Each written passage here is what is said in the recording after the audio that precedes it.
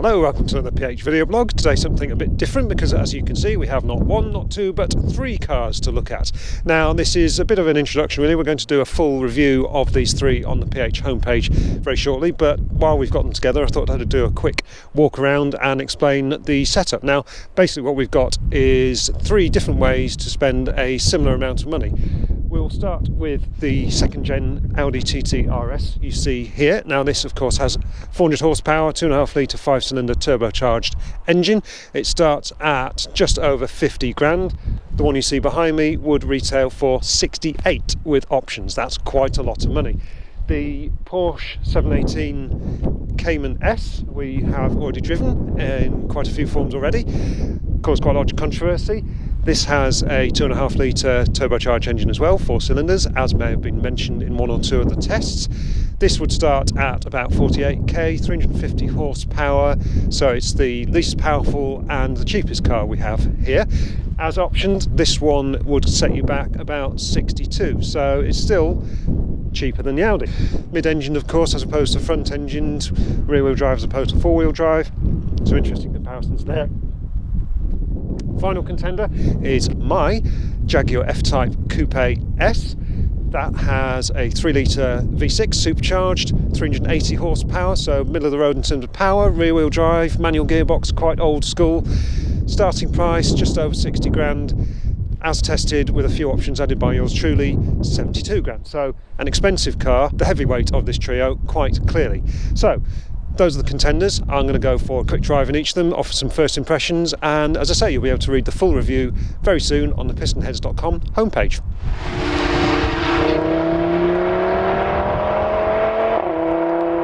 So let's start with the TTRS. Don't worry, I'm not going to give you the full video blog chapter and verse, just a quick overview of some of its key features, and the most important one has to be that engine. Just listen to that, it's absolutely mega. It's kind of the TTRS's defining feature, and rightfully so, I think, because it's the most powerful engine here, so it gives the car a real performance advantage.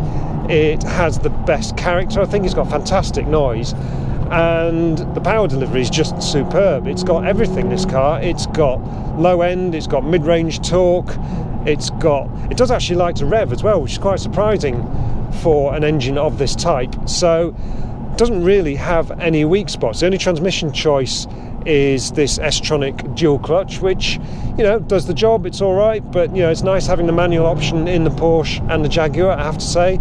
And it does have this slightly annoying habit, like in situations like this when I'm coming up to a corner and you go to downshift one gear and instead it goes down 3 or 4, and it's a real pain to be honest. I really don't like that. It winds me up.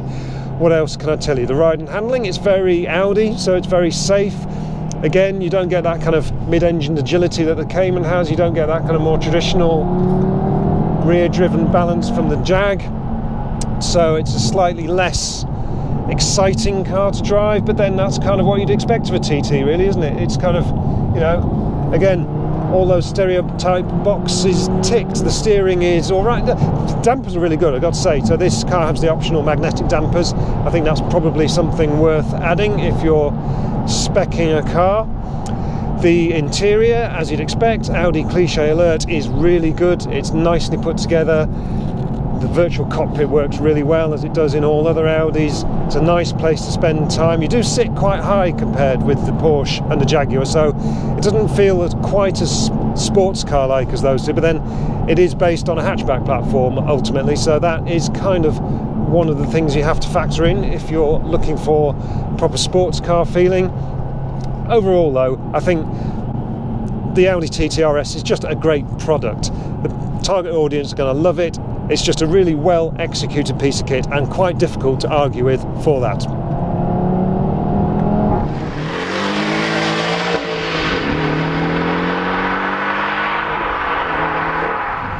So out of the TTRS and into the 718 Cayman S, what are the differences? Well, most of all the engine. You will notice that sound. I know it's controversial. To be honest, I don't have as big a problem with it as perhaps some people do, because the engine is just so responsive. It's lovely, and 350 horsepower is plenty to be going on with. It feels so much more alert than the Audi. I think that's probably got a lot to do with the weight distribution of this mid-engined chassis. It's just so much more balanced as a package, and I think you really notice that. Everything from the turning, from the lack of understeer, just the agility. It just feels so keen to go around corners, this car, and so enjoyable as well. I think that's what really shines out. Yes, it's maybe lost a little bit of charisma with the switch from 6 to 4 cylinders, but as a package, as a sports car, I think the Cayman is probably head and shoulders above both other two cars in this test, to be honest. It feels very small as well. It feels very compact, nicely so for a B road like this. I think it's absolutely perfect size, as it always has been. And now with the extra mid-range of that engine, you've got so many more options as to how to drive it. It's lost something, but it's also gained a lot as well. I know I'm among the apologists for this engine, but there we go. What else can I tell you about it? Well, the interior is perhaps, it's very nice, but it's perhaps a little bit sober compared with the Audi. It doesn't have that sense of style. It's well put together. It's probably better put together than the Jaguar, but yeah, a little fussy with all the buttons, and yeah, just a little bit underplayed really, unless you want to spend loads on fancy seats and all that kind of thing. So overall, I think the Cayman is quite clearly the driver's package of the three, but does it stand scrutiny with the Jaguar? Well, let's find out.